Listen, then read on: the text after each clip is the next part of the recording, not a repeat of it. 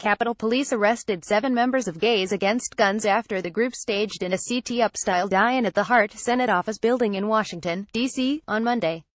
The protests occurred the day after yet another mass shooting, this time leaving 26 dead at a Texas church.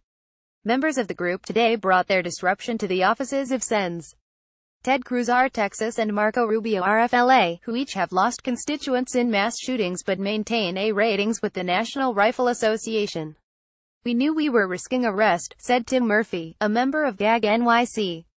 "But we are holding them accountable as puppets of the NRA." Those arrested include Murphy, Mari Gustafson, John Grauweiler, Natalie James, Louis Bossing, Michael Adolf, and Jen Becker. Murphy tells The Advocate that protesters conducted a die-in at the atrium for the Hart Building, and video shows the individuals writhing around like wounded gunshot victims, chanting "How many more have to die?"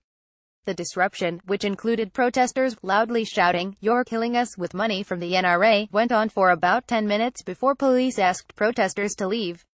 When the protesters refused to do so, arrests began. Murphy says GAG members did not resist arrest. Each one was detained for a matter of hours by police and charged a $50 fine before being released. The group in advance had already made the decision to target Cruz for his extreme position on gun rights, but the failed presidential candidate became a priority focus after the nation's most recent deadly shooting took place in Texas.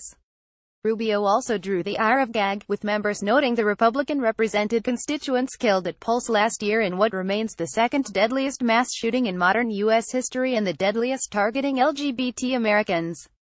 The Pulse shooting inspired the creation of Gays Against Guns, Murphy says.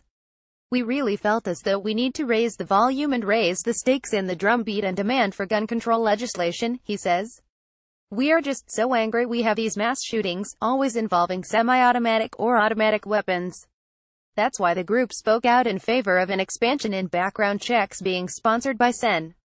Chris Murphy D. Con, and an assault weapons ban by Sen. Dianne Feinstein D. Califf. While hand-delivering these demands to Cruz and Rubio's offices, GAG members chanted background checks work.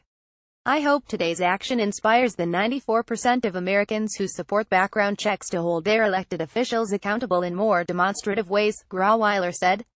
This is the second time a protest calling for gun control measures resulted in arrests at a Rubio office. After the Pulse shooting, activists participated in a sit-in for the 49 honoring the 49 victims of the attack, and 10 individuals were arrested there. Some of that group would later found the Orlando chapter of GAG.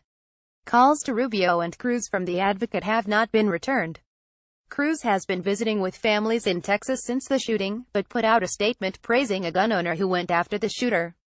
"Every law enforcement agent I talked to said the death toll could have been much higher," Cruz said in the statement. "The reason this depraved gunman finally gave up, got in the car and fled and didn't murder more is precisely because one individual demonstrated bravery and courage. We need to be celebrating that bravery and courage. We need to be celebrating that compassion, love, and unity. Evil, tragically, will always be with us, but so will good."